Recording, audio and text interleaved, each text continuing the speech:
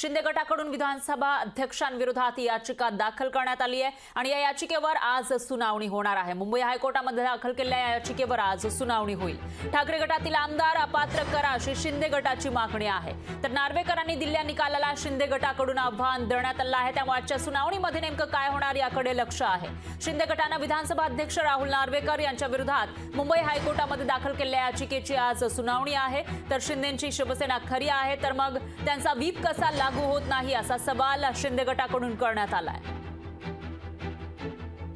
आणि याविषयी अधिक माहितीसाठी आपले प्रतिनिधी स्वप्नील जाधव हे थेट आपल्या सोबत जोडले गेले आहेत। स्वप्नील, काय सांगाल? एकीकडे ठाकरे गटानं विधानसभा अध्यक्षांच्या निकालाविरोधात सुप्रीम कोर्टामध्ये धाव घेतलेली आहे तर दुसरीकडे शिंदे गटाकडून हायकोर्टामध्ये धाव घेण्यात आली आणि त्यांच्या याचिकेवर आज सुनावणी होणार असल्याचं कळतंय। काय अपडेट्स आहेत आजच्या सुनावणीचे?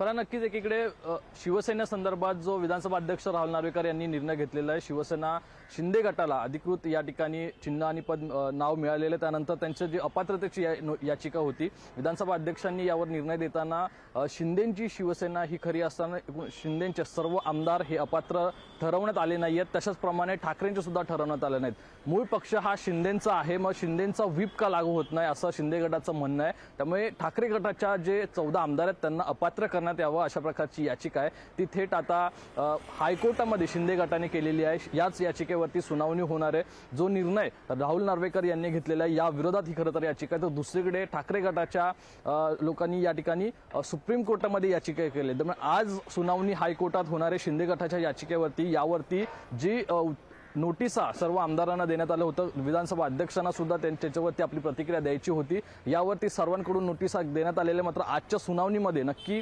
हायकोर्टामध्ये कशा प्रकारे युक्तिवाद होतो आणि हायकोर्ट यावरती काय निर्देश देतं हे पाहणं महत्त्वाचं असणार आहे। कारण जर शिवसेना ही जर शिंदेंची असेल तर त्यांनी जो भरत गोगावले जे त्यांचे चीफ व्हीप आहेत त्यांनी जो व्हीप जारी केलेला आहे तो ठाकरे गटाच्या सर्व आमदारांना लागू का होत नाही आणि ते अपात्र का करण्यात येत नाहीत अशा प्रकारचा हा सवाल आहे। मात्र यावरती कोर्टामध्ये उत्तर मिळतं का, तसा निर्णय येतो का आणि ठाकरे गटाचे आमदार आहेत ते अपात्र होतात का याकडेच पाहणं महत्त्वाचं ठरणार आहे।